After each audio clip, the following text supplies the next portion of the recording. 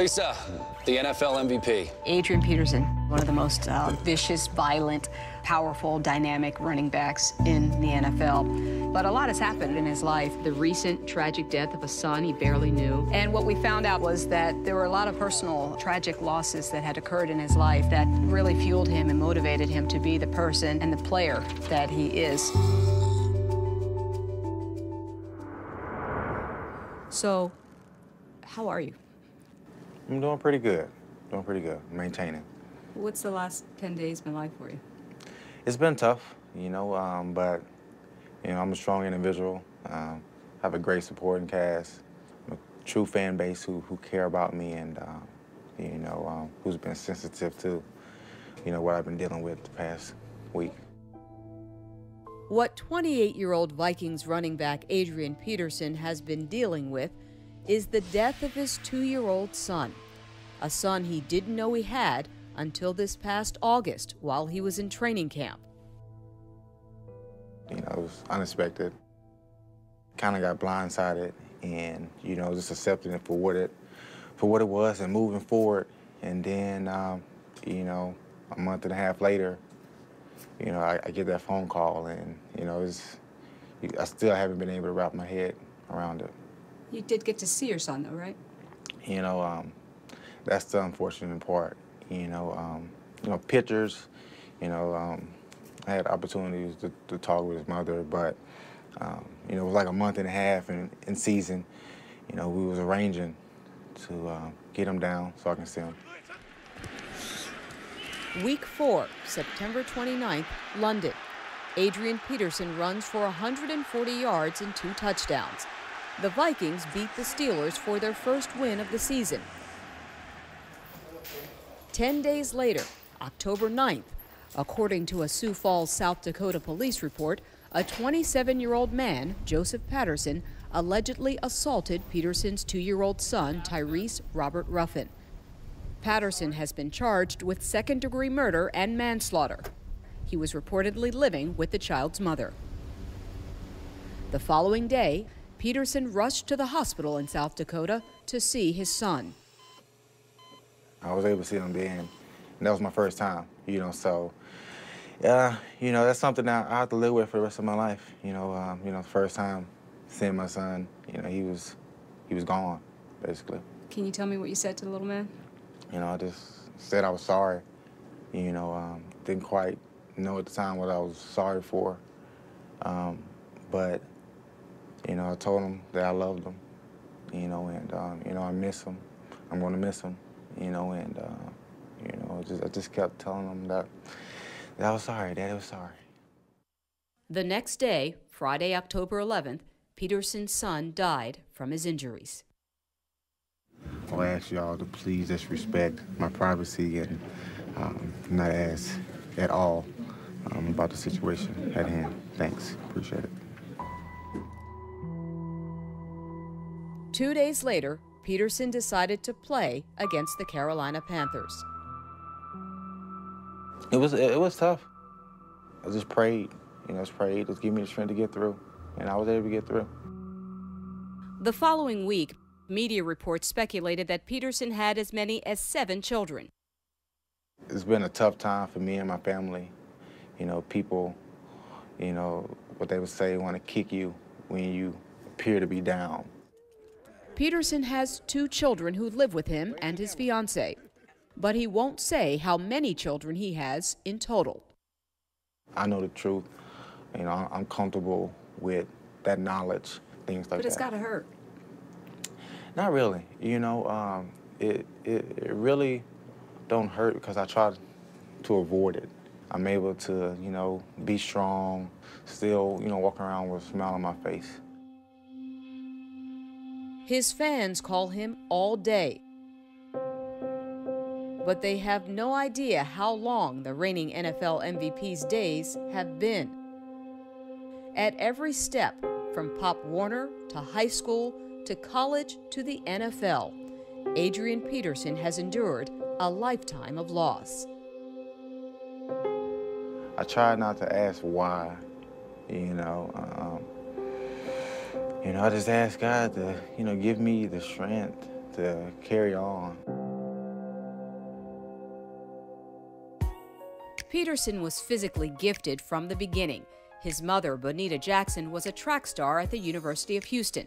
His father, Nelson Peterson, was a basketball star at Idaho State. I used to hang him on a doorway and just leave him on the doorway and tell him just to hold on, don't let go. I'll walk through the house, come back 2 minutes, he'd still be holding on.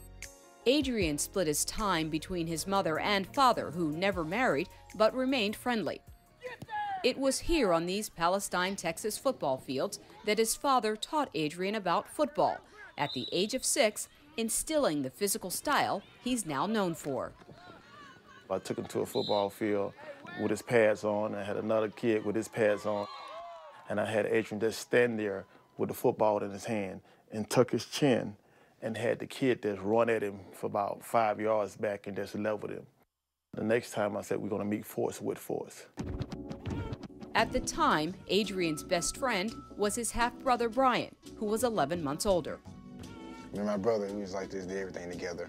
You know, I used to just beat him up. I used to fight him because I could never beat him running. They were like two peas in a pod.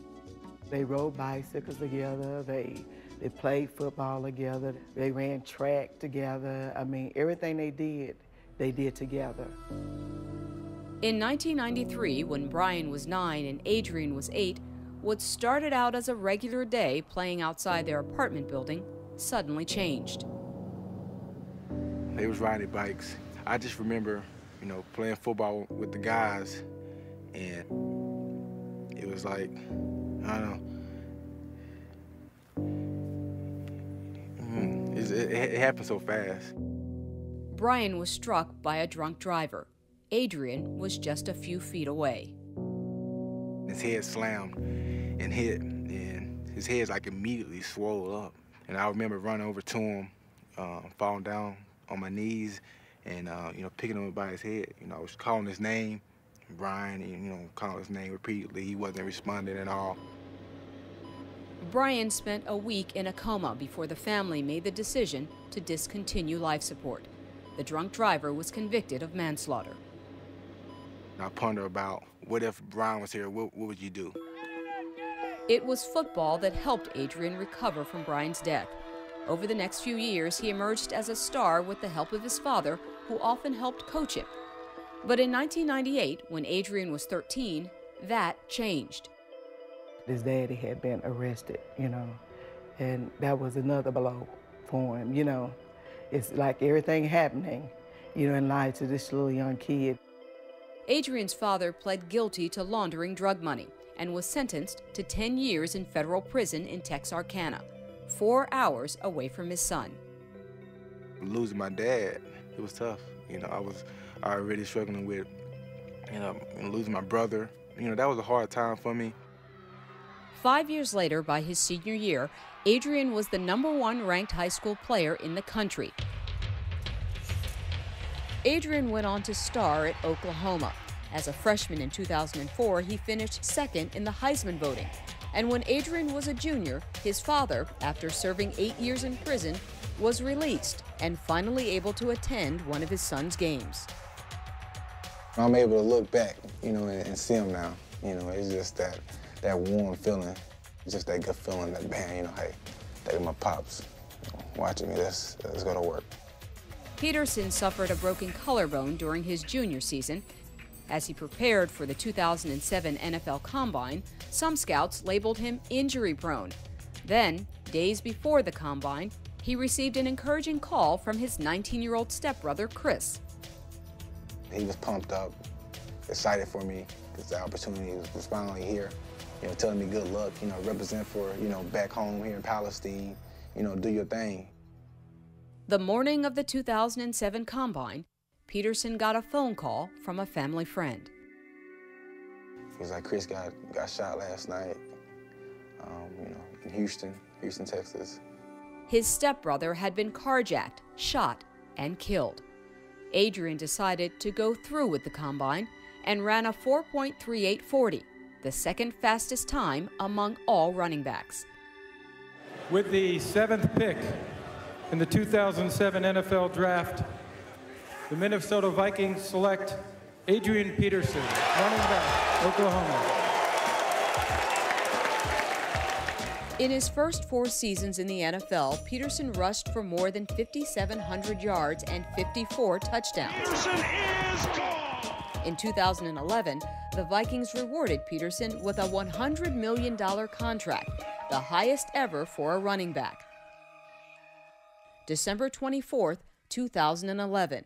Minnesota was at Washington. Handoff, Adrian sprints up the middle, upended at the 15, and Adrian Peterson is down, and he is writhing in pain right now.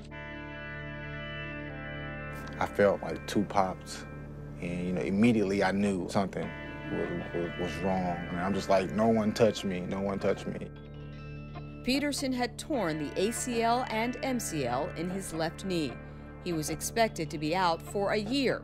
On December 30th, 2011, Peterson had surgery and immediately started rehab.